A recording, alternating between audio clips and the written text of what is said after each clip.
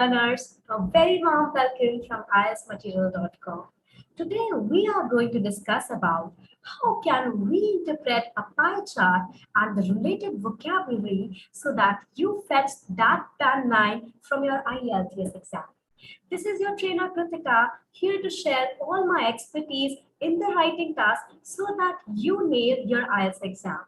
So let me see who all have joined us today for the session.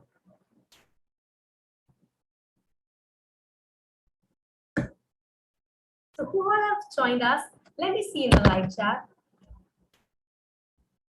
For all of the students who have joined us for the very first time, don't forget to hit the subscribe button so that we don't miss on any of our interactive sessions that are every day there at 6 p.m. IST. Good evening, Aru. Good evening. So let's move forward. What do we have today? As I told you, we will be discussing about what all is there in writing task 1 and to be precise about pie chart and vocabulary. We are very well aware of the fact that academic writing task 1 not only deals with pie chart but also with line graphs, with bar charts and a lot of similar things. But here we will put our major focus on pie chart and the vocabulary, right? So firstly, we must know how to interpret a pie chart. So the very basic thing here is, what is a pie chart? A pie chart is a circle, like you see here, a circle that is distributed into various sections, like we have done here, like this and this. This is distributed into different sections, and these different sections depict the proportion of a particular group. What I mean by this is that, for example, out of the total energy production, that is 100%, 29.80% is for coal. Out of the total energy production, 29.63% is from gas. So this is how we can interpret data from our pie chart, right? Hi Muktadir, hi Pradeep, good evening.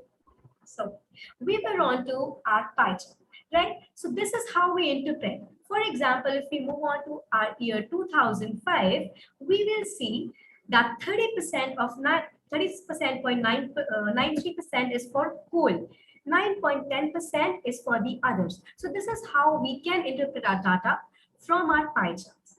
Let's move forward and let's see what all can we learn about pie chart. So we must know what all questions can we get from our pie chart.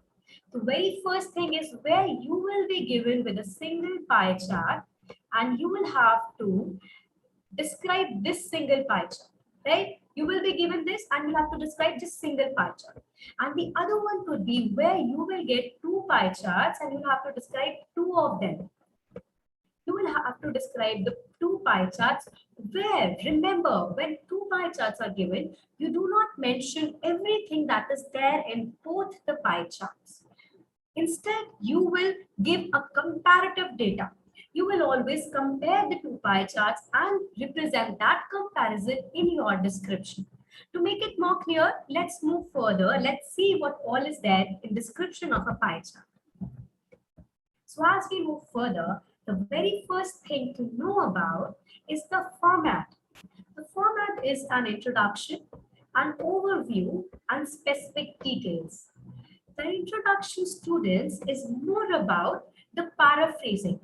The paraphrasing of the question. So what is the question stating? The question will tell you what all is there in the pie chart. So what is the pie chart depicting? You will mention that in the introduction. What is the pie chart depicting? Right? Moving forward, in the overview, you will write what is an overall description of the pie chart. What are the major changes? What overview do you get after reading the pie chart? When we move forward, we look on to the specific details. The specific details will talk in specific about what different changes can you, specific differences between the two pie charts basically, right? When we have assembled all of our data from the pie chart, we will try and form a paragraph. And one major thing to remember when it comes to our pie chart and writing task is that our vocabulary plays a very significant role. So if we move forward, we will come to learn about vocabulary. Significant vocabulary whenever it comes to comparison will be your comparatives and your superlatives. So do you know what is comparative and superlatives? If not, we will begin. Like, say our example word is low. What will be our comparative? The comparative word will be lower. What will be your superlative? The superlative word would be lowest. Right? So whenever you are comparing, whenever you are depicting a data, these words play an important role. For example, if I want to say the petrol prices were lower in 2010 in comparison to that in the year 2021. So this is how you will be able to compare the data using your comparatives and superlatives, right? A similar example of high, higher, and highest. Perfect, Muqtadeep. Can you read my mind? Like high, higher, highest. Exactly. So these are your example words, comparatives, and your superlatives. Taking you further with the vocabulary, we have next our linker words and subordinate conjunctions. So whenever we come on to vocabulary that is important for IELTS, we can never forget the importance of subordinating conjunctions and linker words. So if you don't know what are subordinating conjunctions, these all are your subordinating conjunctions. Your after, although, as if, long as much as, all of these subordinating conjunctions are a part of your complex structures, which are very important if you want a band 7 or above, because the band 7 states that you must be able to use complex structures so that the examiner knows you are well aware of English, right? So band 7, never forget the band 7 state, complex structures are must, right? And for that complex structure, you must be able to use your subordinate conjunctions and your linker words. So can you think of some linker words that can be used when we are using our or describing our pie chart? I can. So one linker word that we can use is in comparison, or we can say overall whenever you want to give an overview of something. Whenever we want to move into sequence, we can say subsequently. These are some of the vocabulary, some of the linker words that you can always use in your writing task 1. So to answer your question, Sankalp, unfortunately, writing task 1 is different for both IELTS General and IELTS Academic. So you won't be able to get exactly the same question as of a pie chart. But of course, you can use this vocabulary. This vocabulary works for both writing task 1, 2, as well as the speaking part for both the IELTS. So moving further, students, firstly, we come on to the vocabulary that you can use for introduction. When we talk about introduction, we use these certain words. Demonstrates. You can say the pie chart demonstrates. The pie chart highlights. The pie chart illustrates. Whenever you want to state the introduction of the pie chart, you will say the pie chart illustrates, the pie chart presents, the pie chart represents, the pie chart elucidates. Right? So all of these words can be very beneficial if you are looking for some complex vocabulary to actually introduce your pie chart. Right? So we move on to the next topic, that is your introduction to the body paragraph. So students, whenever we are introducing our body paragraph, there are some initiator templates that you can use. Right? For example, It is evident from the pie chart that basically this means it can be proved from the pie chart. It can be inferred from the pie chart that it is apparent from the pie chart that. So, Muktadi, can you ask it a bit different? May I use compares? What do you mean by that? I didn't get you. So, we were talking about opening the body paragraphs. Whenever you are opening, you can use any of these three statements and some other statement as well. These are three templates that will undoubtedly fetch you some good band scores. Moving further, if we move on, we will notice that what is the vocabulary when it comes to time phrases, right? Time phrases are basically those words that we use when we want to compare between two data that are given for two different time periods. For example, say one pie chart is for 2010 and the other pie chart is for 2008. Right? Now you want to talk about a time frame of 2 years. So instead of saying that in 2010 or in 2008, you can say over the period of 2 years. Right? This is one vocabulary. If you want to say if the gap between two given years is 10 years, you can always use after a decade, 10 years later, 10 years down the line, after a gap of 10 years or after a span of 10 years. So basically our idea is not to repeat the very basic things that we say, okay, in 2010, the petrol prices were 250. In 2008, it was less. Rather than repeating the name of the years or numbers, we can just say over the period of 2 years, it dramatically increased from 100 to 200, you can say, right? This is the approach that you have to keep so that we don't lose our marks for vocabulary. Okay? Then, whenever there is a gap of 1 year, don't forget, you can always use your vocabulary like in the next year, in the preceding year, in the following year, in the subsequent year. Okay. Then one major part that we always miss on is how can we depict our percentages into fractions. So rather than always writing your percentages as 80% of the population does this, 70% does this, 80% does this, you can always change it into your fractions.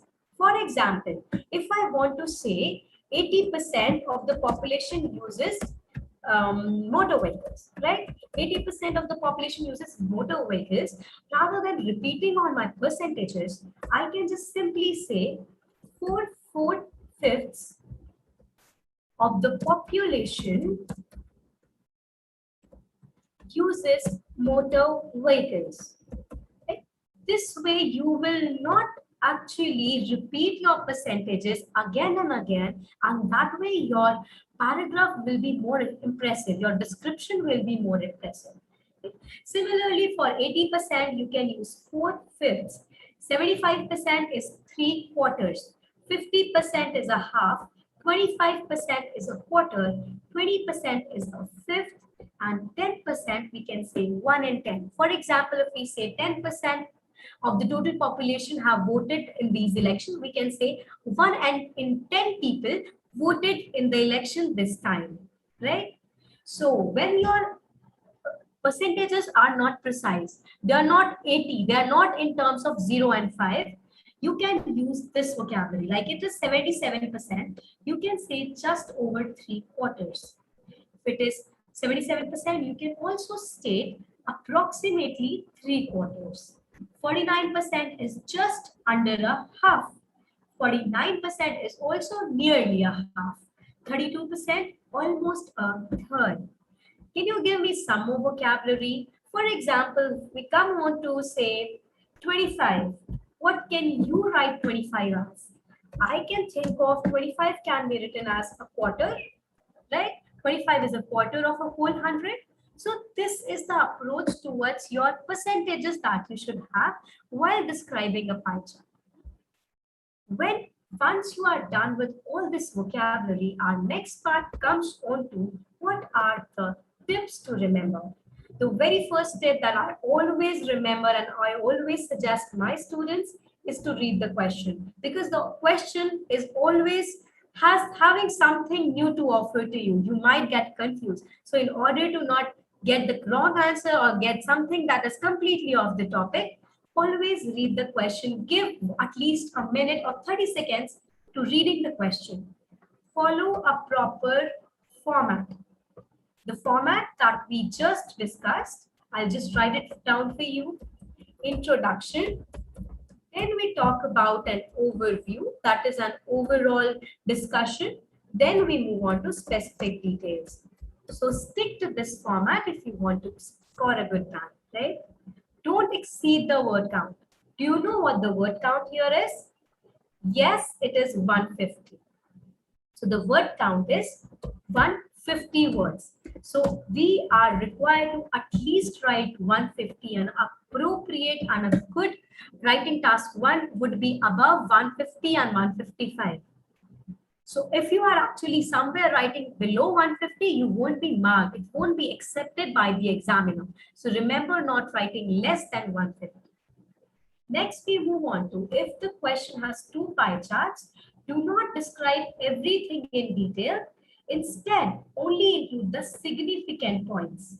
So if you actually go on to describe everything from two pie charts, viewers, you will end up writing more than these 150 words, and you will exceed a lot than the word count, which is again not acceptable. When your description is too descriptive and has every minute detail, it is something that becomes boring. So we have to keep our writing task one crisp and have to describe a pie chart from 155 to 170 words maximum.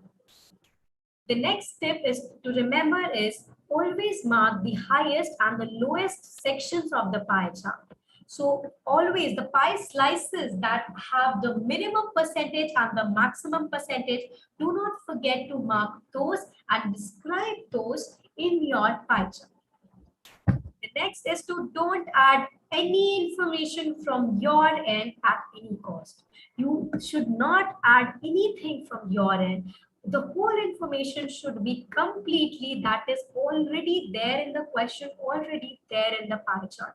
No prior assumptions, no ideas of yours should be included in the pie chart. The last and the most important is to prepare a report plan before writing. This will keep you from getting incoherent when you're writing your writing task one. So let's see how can you make a good report plan and what are the steps to follow. So the first step that comes on when we talk about a report plan is to paraphrase the question. So if we actually read the question, the first part is, two pie charts show a comparison of the proportion of people with different degrees and professions who have worked in an engineering company in 1980 and 2008. Right? So we know this pie chart will be describing us something about the degree that the employees of the engineering company hold in 1980 and the other in 2008. So how can you paraphrase this question? The first step is to paraphrase the question. You need not need any data. You do not need to describe any data, any figure from this pie chart. So an example of this would be, the two pie charts illustrate the various degrees held by graduates in an engineering company percentage-wise in 1980 and 2008, which is completely from the question. It is nothing that you have included from the pie chart, right? This is your paraphrasing. This is your report plan step one. So let us see, once we have understood this, let us see what the step two is. The step two, students, is to give an overall view like we previously discussed. An overall view is where you will describe what can you overall see from the pie chart. What is an overall comparison? If you actually notice, the PhD science was 13% here. It went above it. went above to 30% here. If you actually notice, this degree, that is the first degree art, was 25% here, but went down dramatically to 11% here.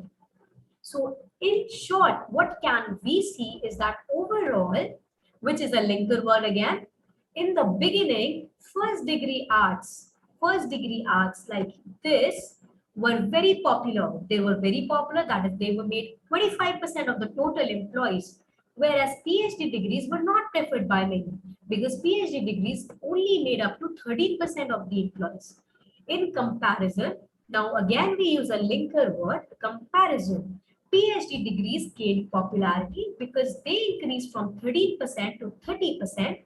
They gained popularity after nearly 3 decades. 3 decades. Now students, they are not stating that in 2008 it gained popularity. They are using a time phrase. After 3 decades, if you notice, it is almost after 28 years, which is near to 30 years, which will be 30 years, which will be 3 decades. So nearly 3 decades, and first degree arts and science lost their significance, which we can see that first degree arts dropped from 25% to 11%. So this is how you give an overall view. You put the major focus on what thing has increased and what thing has decreased, right? I hope this is clear till now. So we move on to the report plan step 3. Let's see what the report plan step 3 has to say.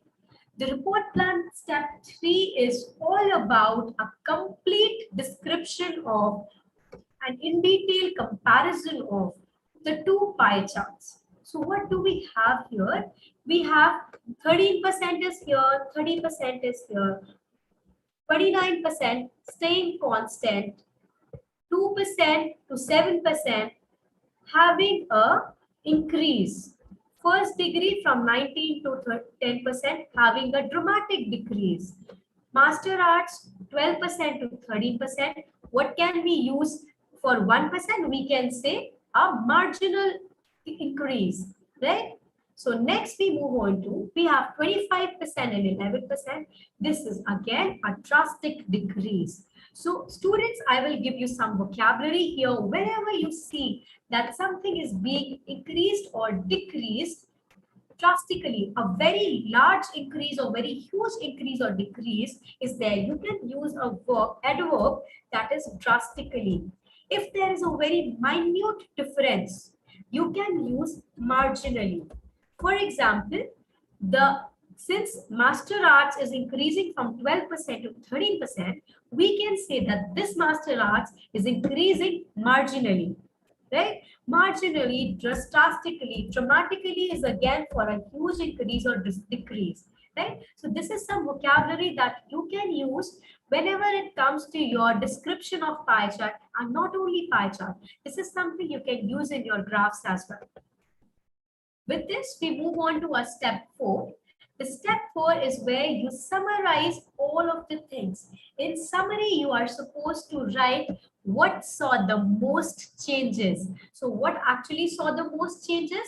The first degree science and the master's degree. The master's degree, actually the PhD science and master's degree gained popularity. However, the PhD degrees were popular. The first degree arts and science declined, right? From 19 to 10, from 25 to 11, they declined. So how can we summarize it? We can say, to summarize, the most marked changes are in the first degree arts, right? First degree arts and science, and the PhD degree for arts and science. The former, that is the first degree arts and science, the former experienced a decline. If we see, it is a decline from 25% to 11%. The latter, which is the PhD degrees for Masters and Science, PhD Science, grew more popular in 2008. Okay, so this is a way that you give an overall view and summary to your pie charts. If this is clear, we can go to actually reading a sample answer that can give you a band 9. So if we read it, the two pie charts illustrate the various degrees held by graduates in engineering and per company percentage wise in 1980 and 2008. So what is this? This is an introduction part. And which word have we used? Illustrate. That I actually told you is a word like demonstrate, illustrate, specifies, represents. All of these words can be used when it comes to introduction. The second part is an overall view. So when it comes to overall view, we have written first degree arts were very popular. However, PhD degrees were not preferred. And how first degree arts and science lost their significance. Then the third part was in detail. We will describe the whole pie chart in detail. We will describe how the percentage for the graduates had a moderate fall in 2008. There was a significant increase for the PhD degree holders.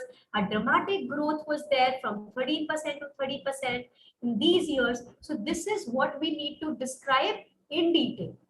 The last paragraph will be about the summary, where you will summarize what saw the most changes and what can you actually infer from the pie chart. With this, you will surely get your desired band and you won't make a mistake. The most important part when it comes to writing task is your grammar. Here, actually, viewers, idea generation is not a major problem. Because in pie charts, in bar graphs, in writing task 1 of academic, you are not supposed to have idea generation. You are just required to actually depict what you see from the pictorial representation, which is pie chart in this case. So here you just have to focus on your vocabulary, which is a major part, your complex structures, and your grammatical range that you are using. So with this, we come to an end of our today's session. But I would like to inform you that we have already started with our live classes every day at 5 p.m. Tomorrow, our trainer Yesha Malik is going to give all the tips and tricks for listening completion task part 2. If you have not yet enrolled, don't forget to enroll yourself in this free live course from our website, the link to which you will find in the description box. Don't forget to enroll in this, because if you want to nail your exams, we are all here to help you out with the free live classes. Thank you so much for joining us today. This is your trainer Kritika signing off for the day. I'll be there tomorrow with yet another session from the Question of the Day series, and we will be discussing about the general writing task